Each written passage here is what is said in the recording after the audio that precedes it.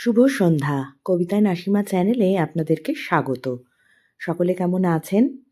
আজকে শোনাবো আমার লেখা একটি কবিতা। কবিতাটির নাম গোপাল বড় ভালো ছেলে। গোপাল রোজই স্কুলে যায়, ক্লাস 6-এ পড়ে। নিয়ম করে পড়তে বসে, অঙ্কে খাতা ভরে। চেষ্টা করে মনে রাখার সব বিষয়ের পড়া, কিন্তু তার মগজখানি গোবর দিয়ে গড়া। প্রায় প্রতি ক্লাসেই তার 2-1 বছর কাটে, তবু গোপাল হাল ছাড়ে না, সাধ্যমতো খাটে। মাধ্যমিকে আটকে গেল সব চেষ্টার পাহাড়। গোপাল রইল অনুত্তীর্ণ 3টি বছর পার।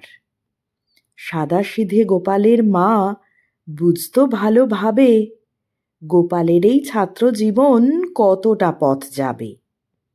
লিখত গোপাল ইচ্ছে মতো পরীক্ষার খাতায়, যেটুকু সার সঞ্চিত তার অনুর্বর মাথায়। বাঁচেনি তার মা কখনো অদ্ভুত এক আশায়, নকল করার জন্য থাক স্যারের দরাজ সাই। অভিযোগ না আক্ষেপ তার ছিল মনে মনে, অদৃষ্টকে দোষ দিত সে একলা ঘরের কোণে। মেধা নেই গোপাল, তাই কম নম্বর পাবে। নিঃসন্দেহে গোপালের মা এমনভাবেই ভাবে।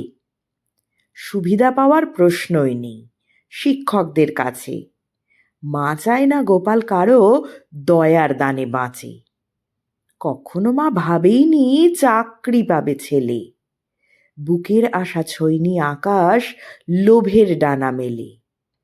দায়িত্ব সে কাঁধে নিল বড় হওয়ার সাথে। পেট ভরা ভাত জোগান দিল বাড়ির সবার পাতে। সাফল্য তো একেই বলে, খুশি মায়ের চোখে। গোপাল বড় ভালো ছেলে বলে সব লোকে। এখন গোপাল দিব্যি আছে, ব্যবসা গেছে জমে। শিরদাঁড়াটা ভীষণ খাড়া, দম যায়নি কমে। গোপালরা সব হারিয়ে গেছে কালের নতুন চালে। মাগুলো সব জাদুঘরে, যুগের তালে তালে। ধন্যবাদ। ভালো লাগলে লাইক, শেয়ার ও সাবস্ক্রাইব করবেন।